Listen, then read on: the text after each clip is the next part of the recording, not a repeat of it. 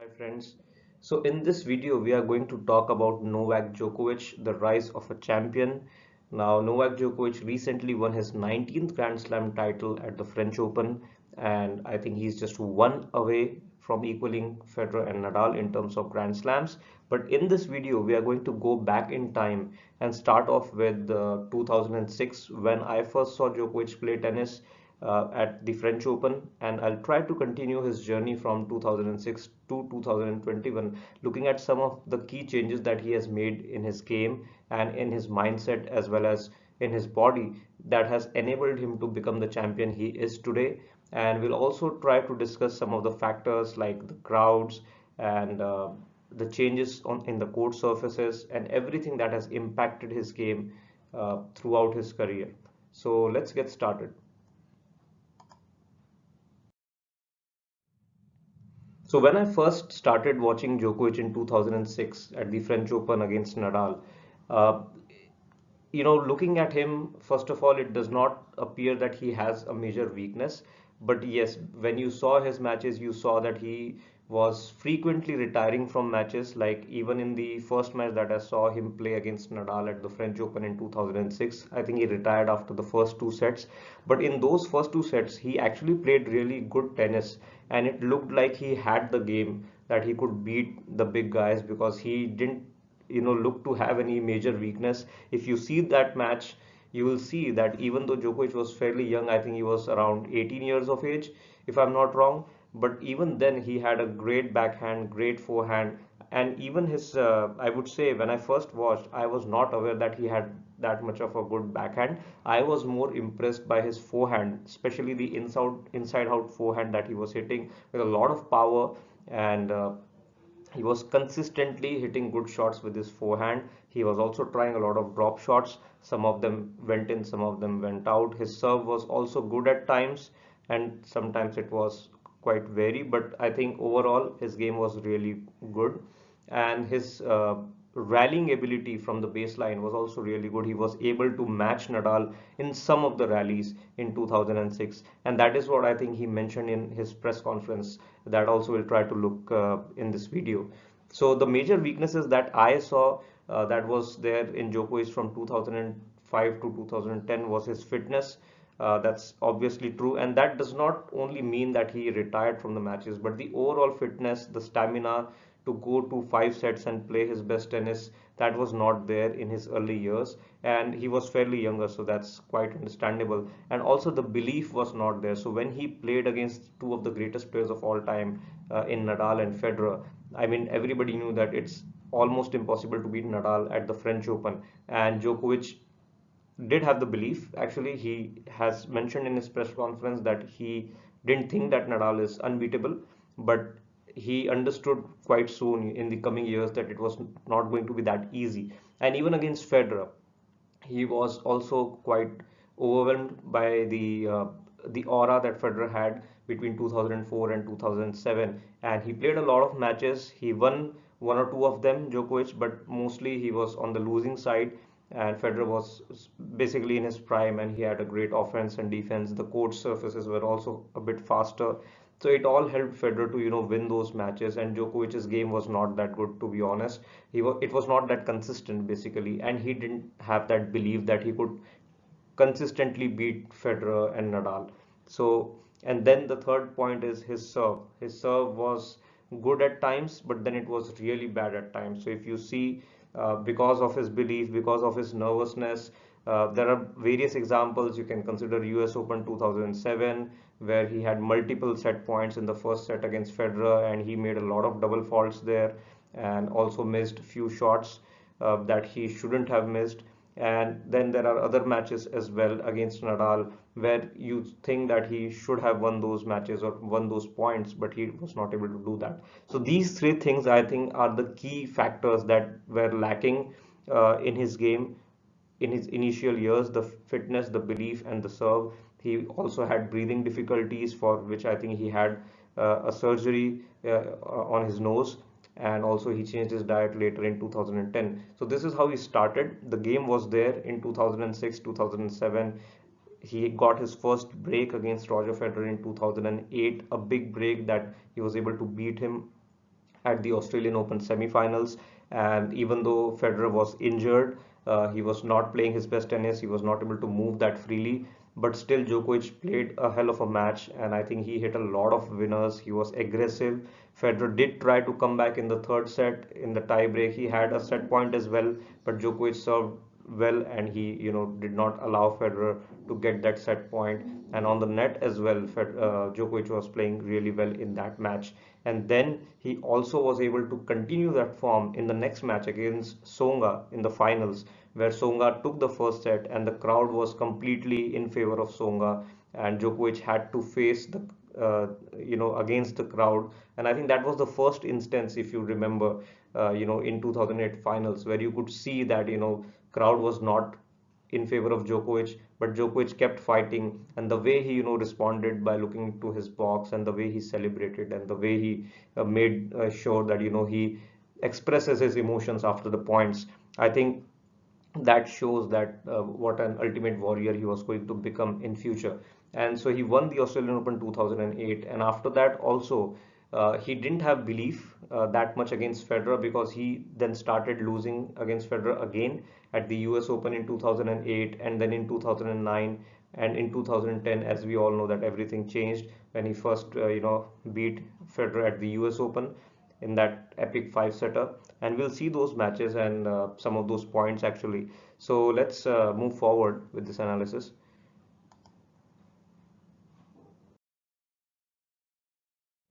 Now let's look at the Djokovic words in the French Open 2006 press conference after he lost to Nadal. And this is the first time where you understood that Djokovic had that belief. Djokovic did not think that he will not be able to beat Nadal or Federer.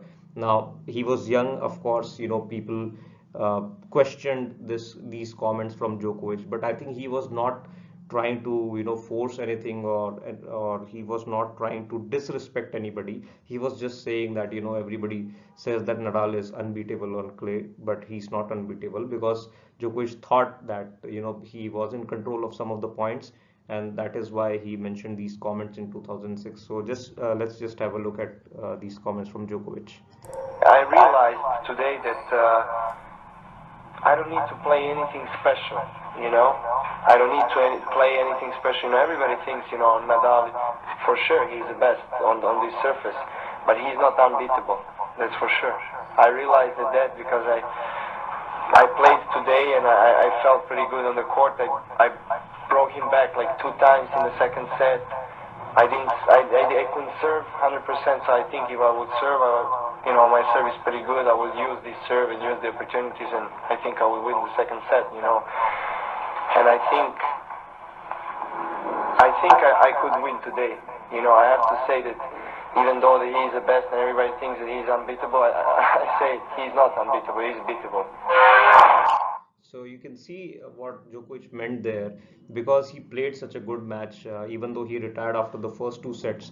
But he had some chances. He was able to rally Nadal, and that is why he said that he was, not unbeatable at that time. And personally, even I think that Nadal was not unbeatable in 2005 and 2006. But what I feel is, as the years progressed, Nadal's game actually got better, even at the French Open. And then there was a period where, obviously, if Nadal was playing well, he was unbeatable on clay. But that period was not 2005 and 2006, but the years after that. Because if you see his matches in 2005 and 2006 at the French Open, yes, I agree that Nadal had the best defense. He was so young and he could cover every part of the court. It was so difficult to hit a winner against him. But that's where the net game could come into picture, because if you could hit two or three great, shots, deep shots to push him back, and if you could come to the net, you could win points against him. And if Djokovic would have been more aggressive initially in his career, maybe he would have got more chances against Nadal. So Nadal was playing well. He had a great defense, but he did not have a great offensive game at the French Open as he did later on in his career.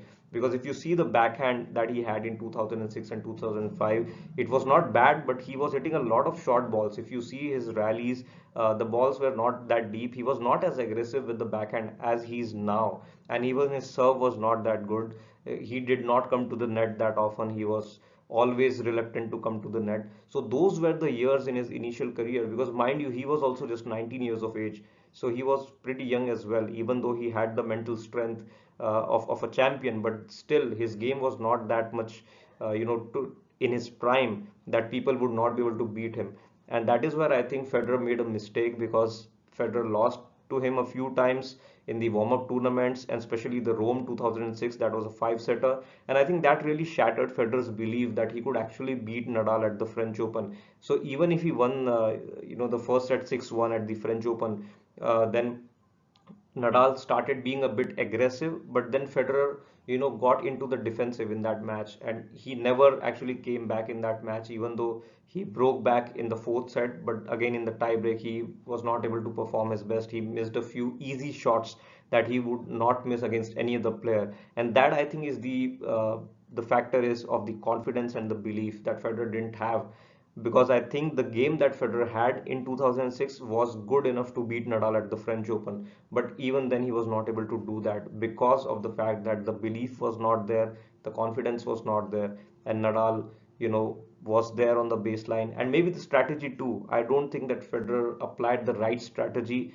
in 2006 and in 2005, because he was trying to rally with Nadal from the baseline, backhand to backhand cross court, which was not a good strategy to do. He even continued that in 2007, and I think that is why, no matter how good your backhand is, the fact is a single-handed backhand on clay against Nadal with that much amount of topspin is going to struggle. Okay, so you need to find out different ways to change the direction of the ball, and then continue with your forehand. And because Federer was young at that time in 2006, and he was trying to move a lot, around his backhand, and make the shot into a forehand, and he was successful in doing that a lot of times. Because he was young, he had that movement, and Nadal's shots, mind you, were not that aggressive. So even though the shots were deep, he tried to constantly pepper Federer's backhand. But because of the French Open court, I think Federer also had time to go back, get set, and then hit his backhand. And you can see that in the French Open 2006. So I think Nadal's game was good, but it was not his best game, and he was certainly beatable in those years. But there was no other player who could challenge him apart from Federer, and Federer had the belief and confidence issues in his game, especially against Nadal on clay. But as the years progressed, I think Nadal's game got better. He now has a very aggressive backhand, a deep backhand. He's also very good at net. He can come to the net, finish off the volleys. He's more aggressive. He has got better serve, the sliding serve, and he knows, he has better anticipation now. He knows what to do against which opponent. That was also, I think, something lagging in him in the initial years.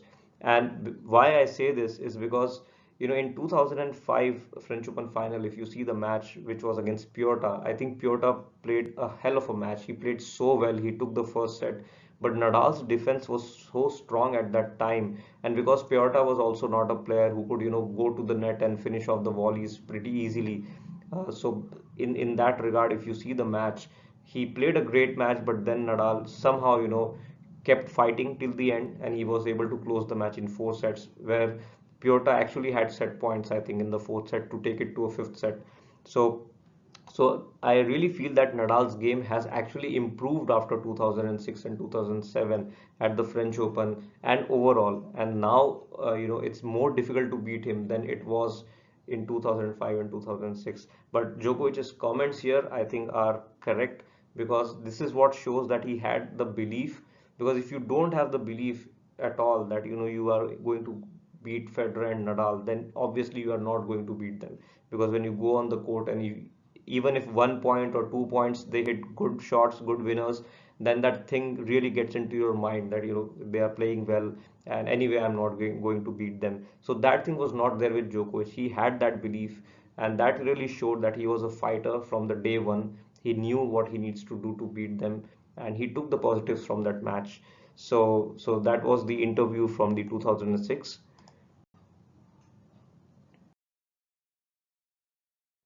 Now, here are some of the points from Nadal versus Djokovic match in 2006. You can find these highlights on YouTube on the other videos, but I will just take 2 or 3 points just to show you how good Djokovic was playing in his initial career.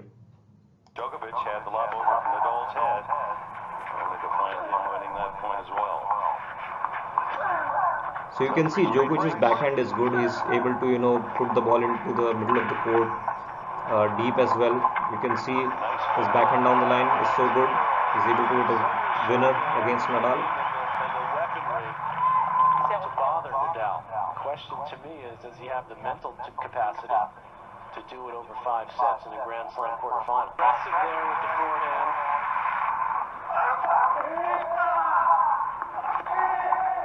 You can see the forehand. His inside-out forehand was really good. This is where I was really impressed by his game. And you can see he's able to rally with Nadal from the baseline, much like he does today. But his forehand, he had quite a good setup for the forehand. If you see, he used to take the racket quite far back to get set up, and that allowed him to hit more freely, I would say.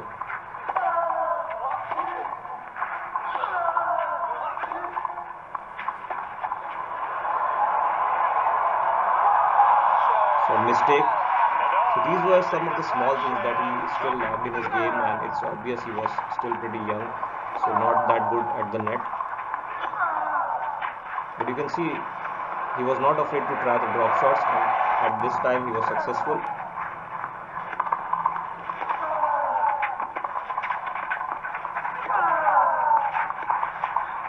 And the greatest ability that Djokovic had even at that time was the fact that he was able to change the direction of the ball quite easily.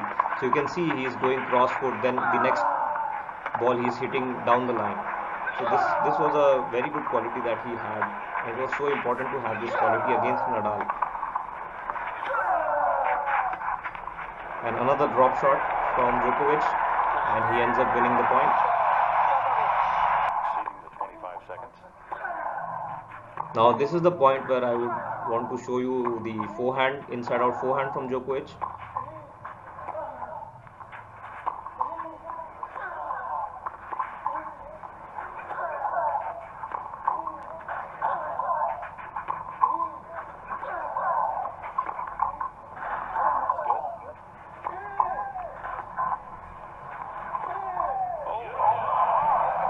So you can see he was able to win some of the exchanges in this match.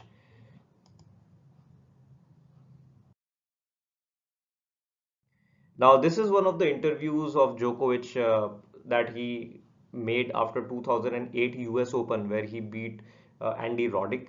Now I think in one of the press conferences prior to this, Andy Roddick had said in his press conference that Djokovic every now and then he has a few injuries, and maybe those are not real, maybe he's faking those injuries. And Djokovic was really hurt by these comments, and when he actually beat Roddick at the 2008 US Open, after that the reporter actually asked him about those comments, and let's see what he had to say about that. Well, obviously, Andy was saying that I have 16 injuries on the last match, so obviously I don't, right? Didn't look like it. Yeah, well, yeah.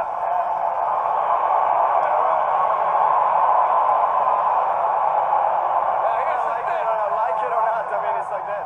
So, This crowd loves you. You can turn them against you real fast, well, I know they're already against me because they think I'm faking everything, so sorry. Well, no one said that. The only one who said that, the only one who intimated that was Andy. And Andy said he was kind of joking around about it. Did that fuel your fire? That's not nice anyhow to say, in front of this crowd that I have 16 injuries and I'm faking, I have nothing against anybody, it's just that the momentum is not nice.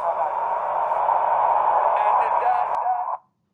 So you can see here that Djokovic was not impressed by those comments of Andy Roddick, even though Andy Roddick was saying it as a joke. But I think Djokovic is correct here, because joking about injuries is not nice anyway, because nobody wants to fake injuries. And Djokovic, we know what a champion he was, so he was hurt by these comments. And I think when we discuss about or when we talk about the fact that the crowds are always against Djokovic, this is one of the factors. I mean, it's not only that Djokovic has, made a few gestures or comments to the crowd, but also the crowd, the media has initiated these kind of talks, these kind of spies. Now most of the players tend to ignore these sort of comments or things, like Nadal or Federer, you'll see they'll try to ignore these comments. Nadal will say, he can say whatever he wants, I don't have to comment on that. But Djokovic was not like that, and that is his personality. Basically, he is not afraid to a reply to the comments. And obviously these were talking about his injuries, so he did not like those comments, and he was quite upfront about it. And he said that he doesn't have anything against anybody, but those comments made by Roddick for his injuries were not nice, even though it was a joke, but still it was not nice to make jokes about anybody's injury. And the only thing is that it was the comment made by Andy Roddick, but Djokovic mentioned the whole crowd in these comments, and maybe that offended the crowd at the US Open. And these sort of comments here, and maybe some of the comments at the French Open, or some of the gestures that he made after he won some of the points against the crowd favorite like the Songa or the other players. So those sort of comments and gestures, really, I would say, went against him as per the crowd. And we all know that the crowd at the French Open or in some of the Grand Slams is quite they are quite enthusiastic, and sometimes they shout in between points, they shout in between rallies, they also shout on the double faults, they clap on the double faults, and this is all part of the game. It happens, but some players try to ignore it. I'm not saying that whatever happens is good. It's obviously not good. Tennis is a very fair game, and it's not good for any one player to get undue advantage. But then the fact is that most of the players, if you see throughout their careers, have started ignoring those comments or those gestures from the crowd. But Djokovic has this personality that he's not afraid to reply even to the crowd, much like I mean, it's not similar, but we can see another example, that is Nick Kyrgios. Now he is definitely a very different personality than Djokovic, but he's also not afraid to reply to the crowd. But he actually takes it as a joke as well. So Kyrgios, even when he's replying to the crowd, he's fighting with the crowd, he's commenting to the crowd, he is laughing. But Djokovic is actually a bit more serious, because he's playing on an important point, and maybe it's a break point, and whatever it is. And at that time, if the crowd disturbs the point, the play, then obviously it's not good, and Djokovic is not afraid to reply back to them. And I think these things have gone against him in terms of his liking from the crowd. So of course he has a lot of fans, but whenever he plays against the big guys, some of these things go against him because he has made these comments. But again, I think he's not wrong in his, from his perspective, he's right. He has every right to defend what he's doing, and also he has every right to play a fair game. So this was one of these interviews that he had to give up to Andy Roddick, and I think we all know what changes he made to his body and his game post 2010. And now, I mean, nobody can actually believe that Djokovic had those many injuries. I mean, people have to see him from the beginning of the career. If you see Djokovic now, you actually compare him to Rafael Nadal as being the most fit player, on the tour, rather than the player having multiple injuries.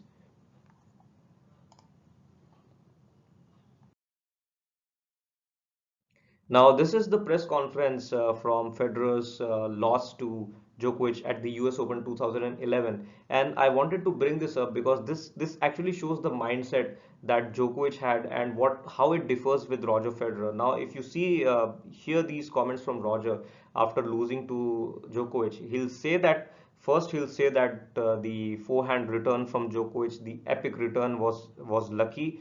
I certainly believe, yes, he was a bit lucky, but then he had the courage to go for that shot as well, and that is not luck. That is basically how the mindset of Djokovic is. Now, Federer says here that Djokovic was already out of the game. He was mentally out of the game. I actually don't agree with that, because Djokovic, although was the comments that Djokovic made, not the comments, the gestures that Djokovic made before that shot, when it was 40-15 and Federer had those two those match points actually, he just referenced the crowd. He was looking at the crowd, and he was actually acknowledging that okay, the crowd favors Federer more. That was his expression, that the crowd is favoring Federer more. Federer is winning this match. He's playing well, and that was the acknowledgement. But that doesn't mean that he was out of the match, and he just slapped a return because the serve was not good enough. To be honest, it was a good serve, but not good enough. The If you see where the ball landed, the serve was not close to the line, and it was actually in the slot for Djokovic to hit it. And the only thing I think is many people don't believe, and even Federer in his comments was not able to believe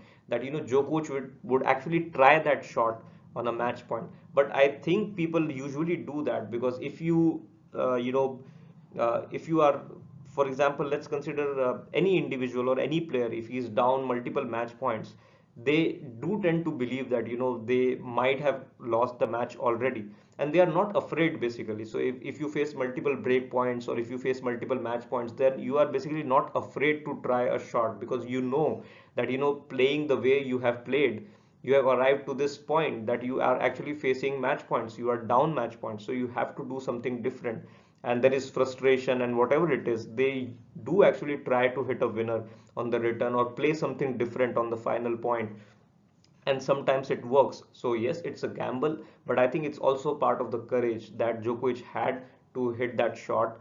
And I think Federer here mentions that his mentality is a bit different. He says that he grew up constructing the points and not trying to hit a winner when he was down. But I think that's not something that all the players do, and he admits that some of the players have a different mindset, and that is where he actually acknowledges the difference between Djokovic and himself in these comments. The only thing I think Federer should have done better was to get over this forehand from Djokovic. I mean, when I say get over, is to get over it mentally basically, because once that forehand was hit, Federer still had a match point. It was 40-30, and Federer had to lose 3 or 4 points in order to lose that game and that match. So because it shook Federer mentally, he was not able to adjust to that situation. He lost that match, and I think that is where the problem was. Other than that, I think Djokovic played a terrific match, and once he hit that forehand, after that it was all up to Federer to produce the best.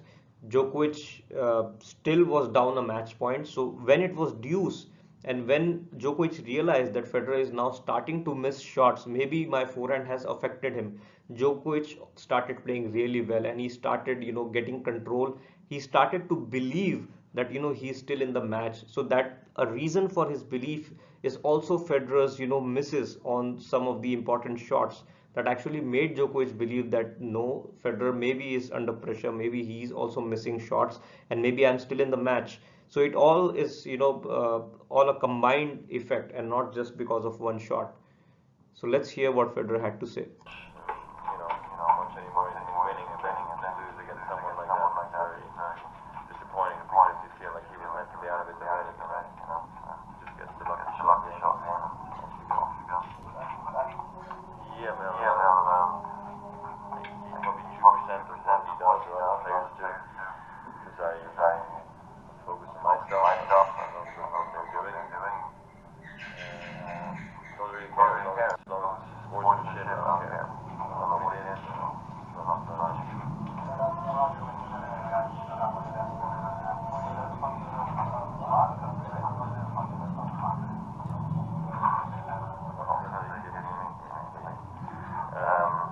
Look, some players go off and play like that. I remember losing junior matches and they just being down 5-2 in the third, and it all just starts slapping shots. It all goes in for some reason, because that's kind of way they grew up playing when they were down. I never played that way. I believe in hard work's going to pay off kind of thing, because early on maybe I didn't always work at my hardest. So for me, this is very hard to understand how you can play a shot like that on match point. But So here you can see that Federer admits that he is not able to understand how Djokovic could play or try that level of shot when down match points, and he references some of the other players he played in the junior years, who used to go for winners when they were down, and all those shots kept going in. and Federer is of a different mindset. He mentions that he works more on getting the constructing the point and winning the point using by the hard way, not just trying to hit a winner. So these were the comments of Federer, and let's move forward.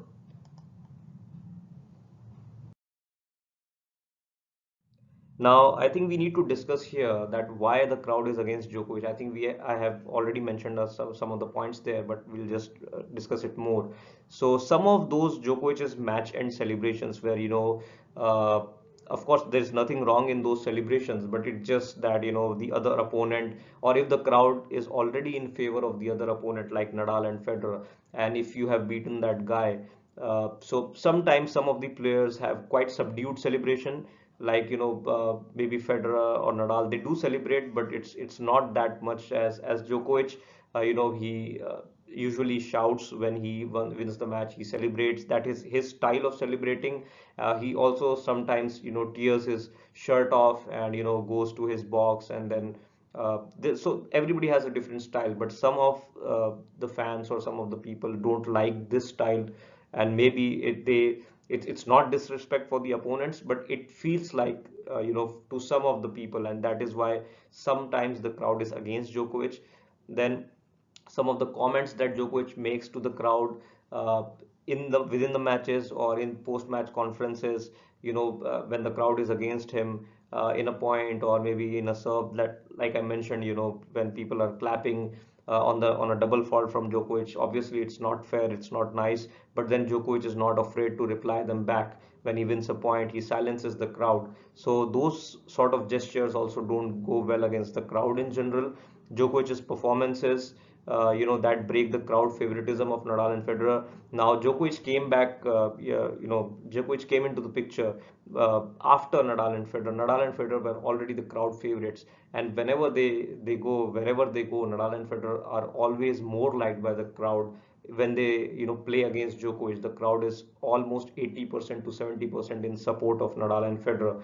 And in those cases, when Djokovic's performance is actually good and he actually beats Nadal and Federer, it does not go well with the crowd because they are actually not supporting Djokovic, and he wins. And even after winning, his celebrations are not subdued, so he's not afraid to express his emotions, and that also does not go well with the crowd. So let's say you are playing at Wimbledon and everybody is supporting Andy Murray, and you beat Andy Murray, and then you celebrate heavily after beating him. It will not go well with the crowd, because, and it's nothing personal, it's just that the crowd is not in favor of you. So one way to deal with it is maybe to have a little bit subdued celebration in front of the crowd, maybe because you know that they are already against you and you have beaten their sort of supported player. So you can celebrate, but if you can be a little more subdued, it depends on from personality to personality. I mean, Nadal is a guy who is, I think, has the most subdued celebrations you would see when he wins a very epic match. You can see him against Del Potro, against Muller. He lost the match. He wins some of the matches against Djokovic in five setters. So whenever those sort of matches happen, he also respects the opponent more. He claps for him first.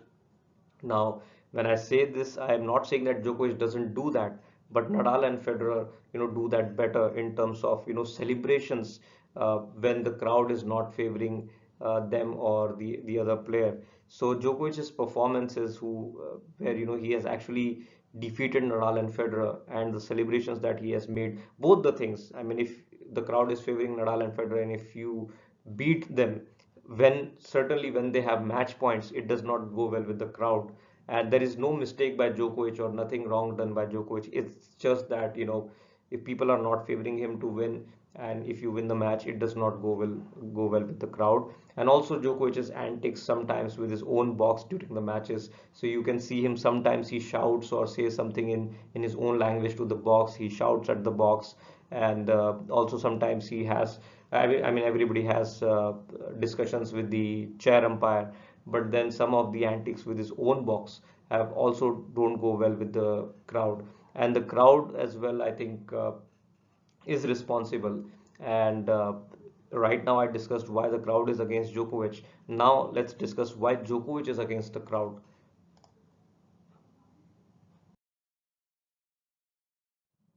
And I think the crowd is also equally responsible for that, because the mid-match gestures and disturbances by the crowd when Djokovic is serving, or whether maybe it's a equal rally, baseline rally going on, and sometimes a player hits a great shot and people think that it's a winner and they are in awe and they shout. So even though it's nothing personal from the crowd, apart from some people who are actually making gestures, and Djokovic points out to that those specific people only, that he's not against the crowd, but he's against those specific people who disturb the match and who are not fair. And he has said that multiple times in his press conferences. So those are some of the things that make Djokovic angry, and it's quite fair. And then too much support for the opponent up to a level of disrespect. So it's okay for a player to be supported by the crowd, but if you are clapping at the other player's double fault, or maybe if the other player is missing an easy shot, or if he's taking too much time, if he gets a time violation and the crowd is completely booing the other player, then it's a level of disrespect, and of course that does not go well with the player who is being disrespected. So that is also one of the reasons. And the third reason is the media's provoking questions. So people usually in the media, some of the people do ask these provoking questions. I mean, this question that I mentioned earlier, we discussed about Andy Roddick's press conference. I mean, that question, if it was not asked to Roddick would not have made that joke and things would not have gone out of hand. But this is how media works. They want to ask those questions where people reply, and the reply then flies off in the community, and people start talking about those replies, those comments. So this is how it works. But yes, these provoking questions actually are not taken well by Djokovic, and that is why also he sometimes goes against the crowd as well.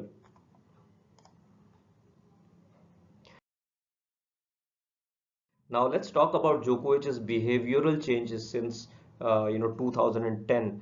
Now obviously he's more calmer and composed on the court. Earlier he was more animated. In terms of animated, I would say more dejected on the court when he was losing, or when he was struggling with an injury. It looked quite evident on the court that yes, he was struggling. But now it's very difficult to see him struggling. Even in the last match at the French Open in 2020, where he clearly lost to Nadal comprehensively. Even in that match, he did not show too much frustration in the first two sets. He was losing, but still he kept calm. And even the final match here in this year against Tsitsipas, he was down two sets to love. But if you see his face at the beginning of the third set, he was quite calm and he was just thinking how he needs to get out of this trouble. So he has become a lot calmer and composed on the court. He answers media better now that he's a world champion, he's world number one. He also understands the responsibility towards media and how to be more diplomatic to the media, and not give them any unnecessary comments that they could use to create a sort of a fuss. So that also he handles it way better, and he also now tries to ignore those sort of questions that are provoking. He respects the opponents more.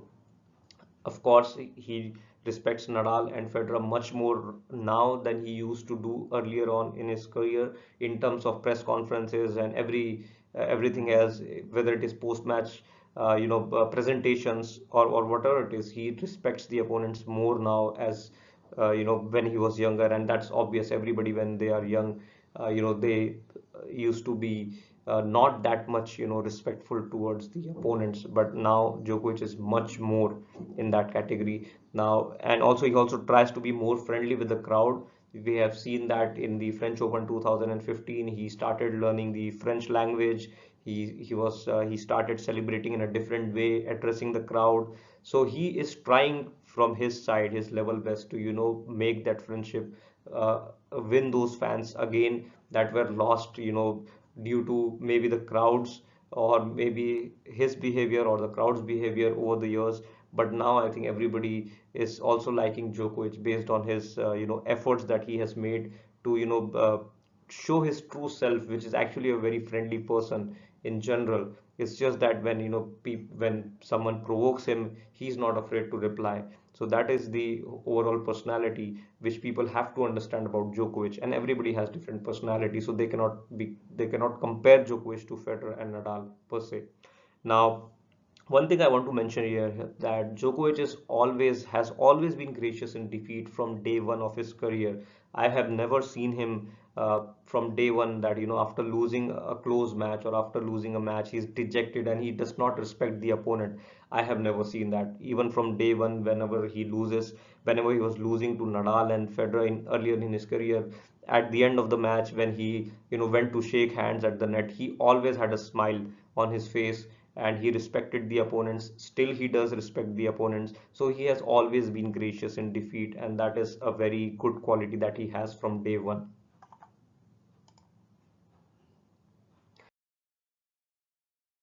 Now let's talk about Djokovic's major changes in the game over the years. Now we discussed his behavioral changes, but what has changed in his game? So the most important thing is the ultimate belief that now he has that he can beat anyone, and that has happened after 2010. He was struggling with his fitness. He was not, mentally also that much fit. He was not mentally strong, I should say. Physically, he had his challenges. His game had a few flaws. I mean, it's difficult to say that Djokovic's game has any flaws, but he did have some flaws before 2010 because he was not having that much stamina to compete. He was not that good at net. He was less aggressive. His serve was not that good. So these were some of the weaknesses that he had.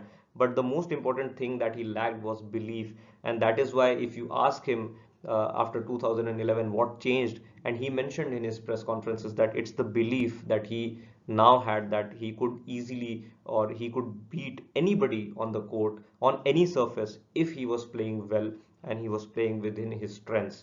So that is something that has changed over the years. He has obviously become more aggressive in his gameplay. He has improved his serve. The serve used to be his major weakness. He was hitting a lot of double faults. He changed his action. He got his serve together, and now it is a weapon. Nobody can attack Djokovic's serve as they used to earlier on in his career. He changed his diet, he improved his fitness, and we have seen a lot of examples in very very good five setters.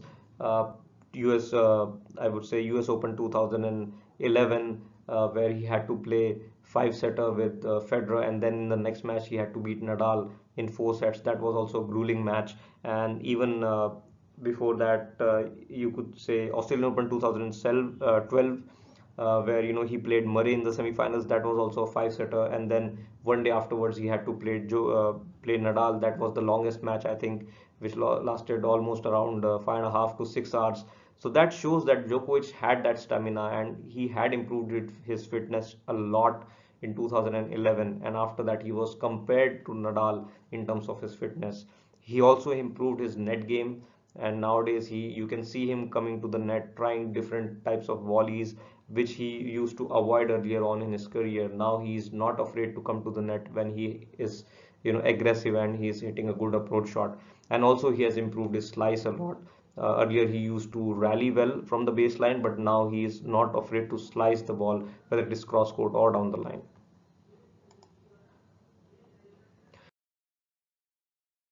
Now let's talk about some of the key strengths that Djokovic has. Of course, we know that his backhand is one of the best in business. His return of serve is the best out there, and that is the major part of his game, I think, which has helped him especially excel in Wimbledon because against Federer he has returned very, very well over the years. His serve, as we can see now, that it is his strength and it was a weakness earlier on in his career. His movement, his mental strength, all these are the key strengths that Djokovic has right now in his game. The only weaknesses that he has, and I mean, it's so difficult to point out a weakness in Djokovic because his game overall is so complete. It's very hard to find out a weakness. But yes, I think that overhead smash is a weakness for Djokovic because he does tend to miss a lot of smashes, much more than the other players on the circuit. So that is definitely a weakness. Although it's not fatal, it does not make him lose matches that often. But yes, it is a weakness he would like to improve, because if it's a deuce or it's a set point or a tie break, and if he gets a difficult smash to hit, now he has to hit those shots, being one of the greatest players of all time.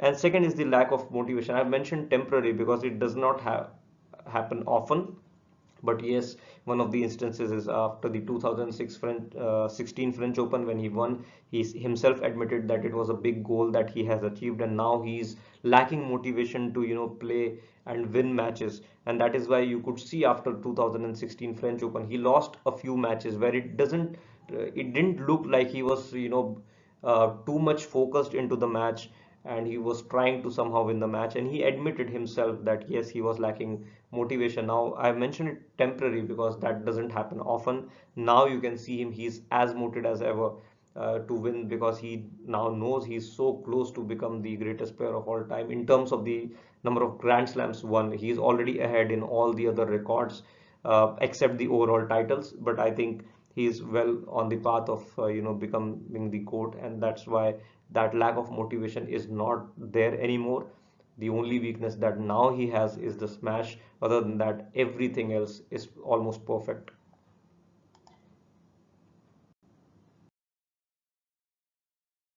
Now let's discuss about some of the turning points in Djokovic's career. We all know the Australian Open 2008 when he won his first Grand Slam title. Then the second thing is the Davis Cup 2010. Now the US Open and 2010 Davis Cup, both those tournaments are the most important and turning points in Djokovic's career. He himself has admitted that in the Davis Cup when he struggled and he played a great match and won that championship, the Davis Cup for Serbia. I think that was a key moment where he got a lot of support from the fans from Serbia, and it actually propelled him, it actually inspired him to make changes in his body, in his routine, in his whole regime to become a better player. And after that you could see that his confidence grew a lot. He was able to beat Federer at the US Open 2010. That was also a very good match, and also a very important match that actually provided him belief that he could beat the likes of Federer and Nadal at the bigger stages of a championship. And after that he made those changes in his diet, and in 2011, in the start of the season, he was just unbeatable the whole year. And then obviously he got injured later on.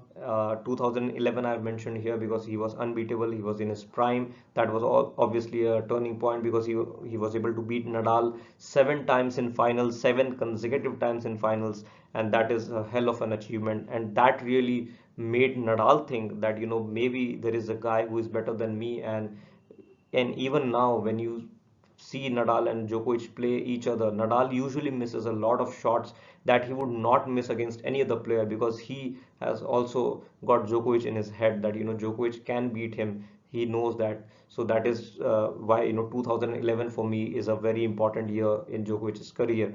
And then he got injured later on in 2017, and that is why I think Wimbledon 2018 has to be a very important tournament, because he came back after the injury. He was struggling for form, but the match that he played against Nadal in the semi-finals, I think that was the comeback match for him, and he was able to win that close match in 5 sets, and after that he was able to win the Wimbledon 2018. And I think then he again was back on track, and he is still back on track till now, and he's looking forward to win his 20th Grand Slam this Wimbledon.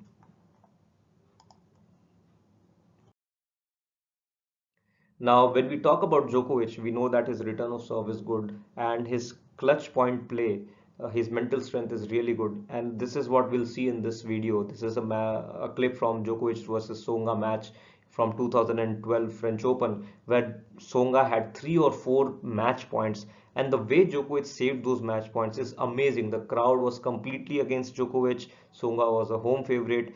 It's the fourth set. Tsonga had a lot of match points, and Djokovic just saved those match points on his racket. He just went for winners, tough winners, and just saved the match. I mean, this is the performance that you would expect from a champion. So just have a look.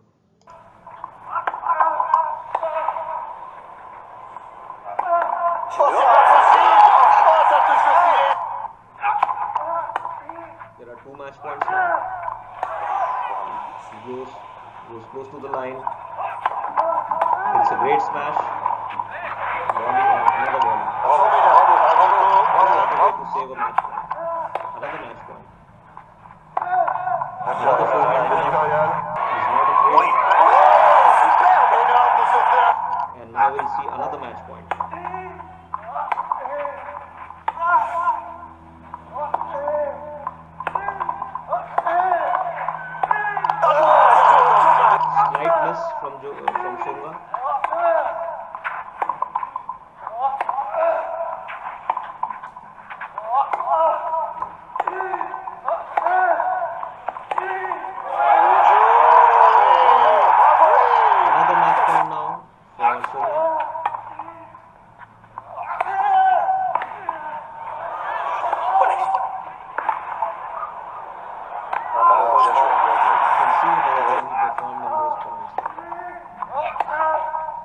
now in this point, it's deuce. It's such an important point, and you'll see how well Djokovic changes the direction of the ball when he's see this shot, Djokovic.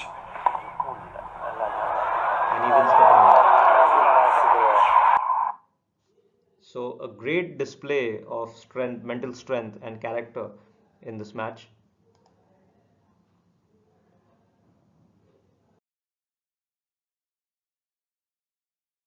And this is the example from US Open 2010. Again, Federer has two match points here, and you will see how aggressive Djokovic plays. And he is not afraid to go for winners, and that this is how he saves the match points. And I think this is how, from that point onwards, Djokovic has decided that if he has to save match points or break points, he will play aggressively. So just have a look.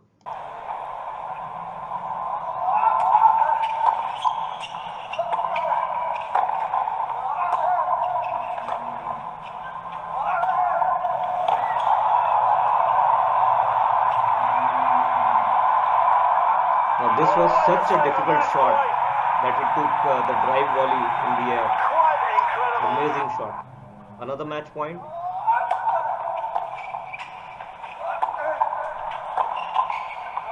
And he slaps another winner. That's immense. Sheer brilliance from Djokovic.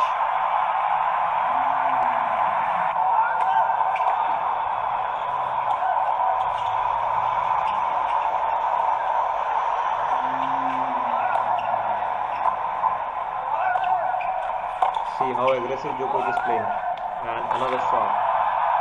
And you can see him now pointing to his heart.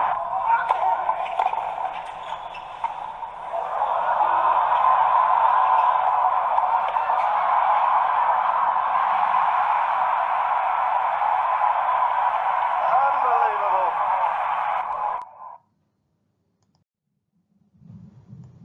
Moment to savour for Novak Djokovic. And after winning the match, it's just a moment of disbelief for Djokovic that he is able to beat Federer.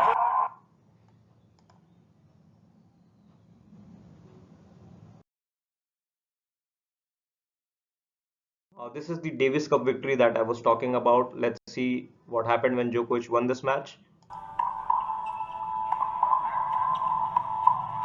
Да, ну вот и все. Итак, Новак Джокович одерживает победу, выиграл в 3 сетах с небольшими проблемами. Ну, 2 гейма на своей подаче проиграл, и все-таки выиграл сет, да. Почему он такое устраивает сейчас? Ты знаешь, он сейчас еще ведет себя как-то поспокойнее. Он сам как он давил на судей. Ну, здесь реакция понятна. В общем-то, как и подобает лидеру команды, он одержал победу. Принес своей сборной 2 очка. Вот. Поддержит ли его товарищи, посмотрим, кто из них будет играть решающее очко. This match really meant a lot for Djokovic, and I think this was the turning point in his career. Совершенно был очевиден. Уже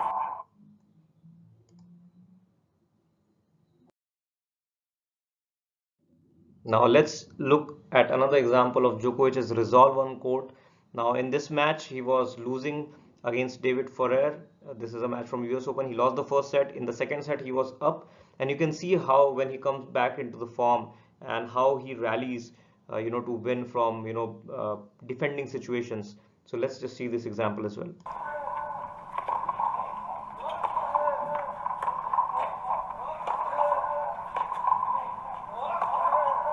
Great rally going on between Djokovic and Ferrer.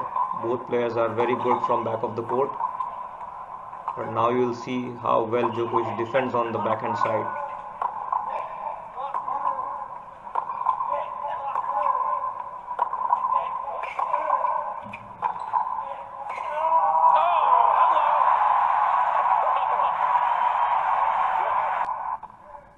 Now this another example is from the Wimbledon 2011, where he was playing against Nadal.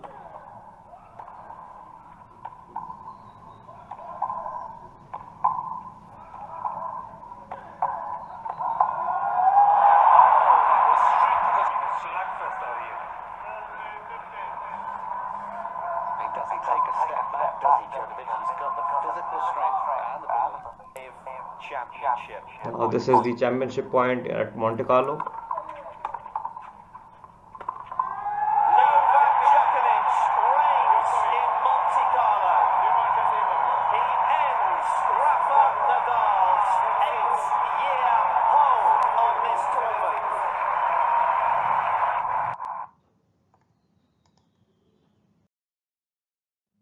Now let's look at Djokovic's return game, I think, which is the greatest strength that he has in his game. Let's look at a few examples. You can see Federer serving the Australian Open 2008, such a great backhand return, another backhand return, how he steps in, and the return is almost, it's so difficult to defend against.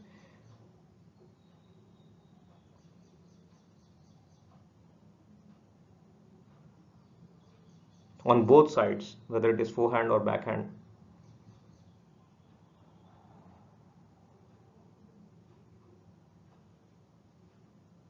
You can see this whole game, he hit 3 or 4 return winners and took the set.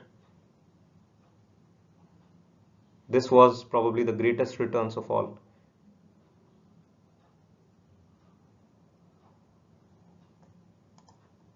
So now the question arises,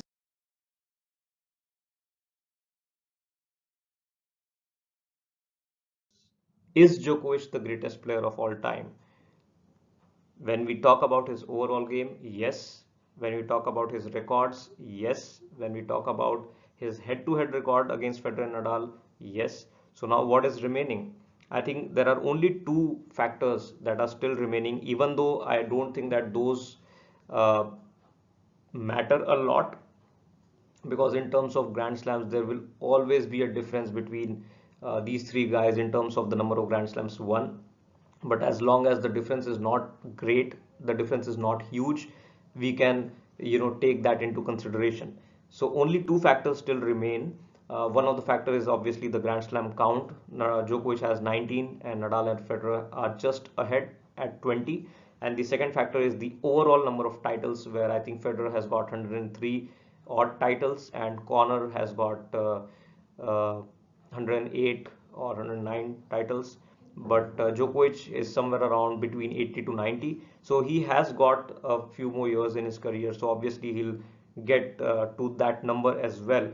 And I'm just saying that because these two factors are still there, but I'm not saying that these two factors, count a lot and it will decide whether he's the GOAT or not. I think he's on track for the GOAT already. And if he plays well for a year or two, regardless of whether he wins Grand Slams or not, but if he plays well, I think he has enough records, whether it's the Masters 1000, whether it is the most number of weeks at world number one, or the head record, or the performances overall on all the surfaces. We can fairly say that Djokovic is already the greatest player of all time.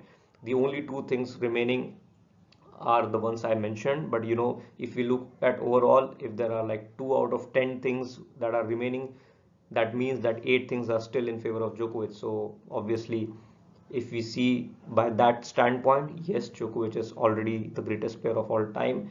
And let's just wait for a few more months and let him continue his performance this way. And I think this debate will surely be over. So thank you guys for watching.